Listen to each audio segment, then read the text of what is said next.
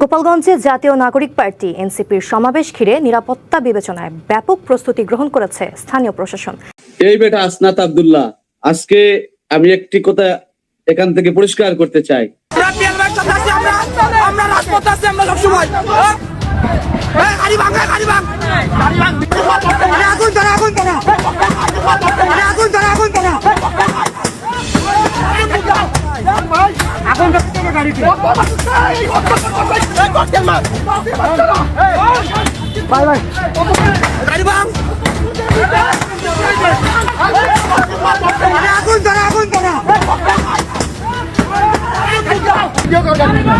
এদিকে জাতীয় নাগরিক পার্টি এনসিপির উত্তর অঞ্চলের মুখ্য সংগঠক সার্জিস আলমের মার্চ টু গোপালগঞ্জের ঘোষণা দেখার পর আওয়ামী লীগের কর্মীরা গোপালগঞ্জের প্রবেশের আগেই রাস্তায় পুলিশের গাড়িতে হামলা করে।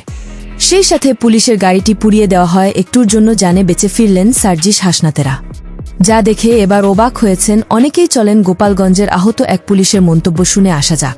উলপুর গ্রাম এখানে আজকে সকালে আমাদের নিয়মিত টহলের অংশ হিসাবে আপনারা জানেন যে আজকে এনসিপির একটা প্রোগ্রাম ছিল গোপালগঞ্জে।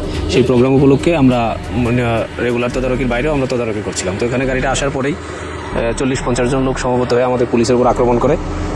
যেহেতু আমাদের পুলিশের ছিল আপনার 4 থেকে 5 জন, আমাদের 2 জনকে মারাত্মকভাবে আহত করে, আর আমাদের অস্ত্র রেখে আমাদের গুলিও কেড়ে নিতে চেয়েছিল, কিন্তু পারে না। আমরা সেটা আমাদের কাছে রাখতে সক্ষম হয়েছি, আর আমাদের গাড়িটাতে তারা অগ্নিসংযোগ করে। এছাড়াও জাতীয় নাগরিক পার্টি এনসিপির গোপালগঞ্জে আসার কথা শুনে এভাবে পুলিশকে ধাওয়া করা এটা কিন্তু সাধারণ বিষয় নয়। এত নিরাপত্তার পরেও গোপালগঞ্জবাসী দেখিয়ে দিল তারা শেখ মুজিবের সৈনিক। গোপালগঞ্জ কেন সার্জিস হাসনাত গিয়েছে তার ছোট কিছু উদাহরণ চলেন তা শুনে আসা যাক।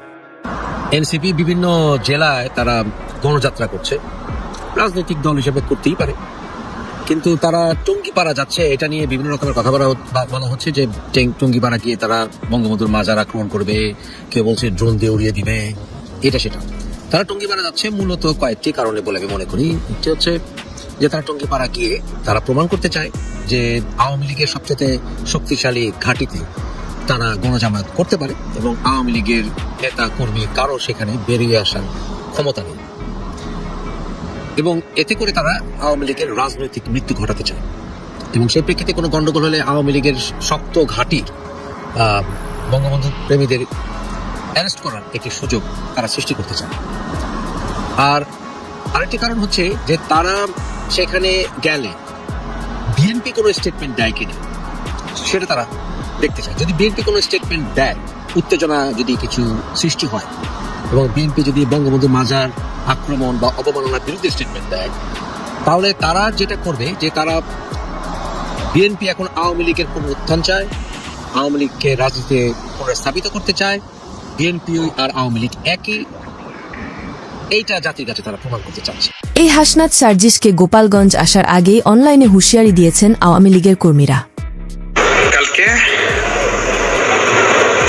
দেশ রক্ষা, দেশের অস্তিত্ব রক্ষা এবং রাজাকারের বাচ্চাদের উচিত শিক্ষা দেওয়ার দিন।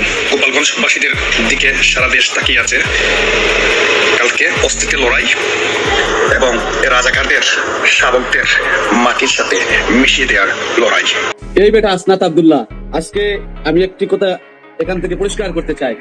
গত পরশুদিন একটি মিডিয়া নিউজে আমি দেখলাম যে আসনাত আব্দুল্লাহ বলতেছে এখনো জুলাই আন্দোলনের ছাত্ররা রাজপথে রয়েছে।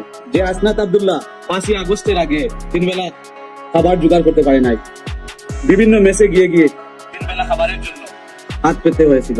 আপনারা দেখেছেন 5ই আগস্টের পর একটি ভিডিওতে এসে একটি জুতা কেনার তার কাছে পয়সা নাই, কিন্তু এই জুলাইকে ব্যবহার করে এই দুর্দর্শী আসনাত আব্দুল্লাহরা আজকে শত শত কোটি টাকার মালিক।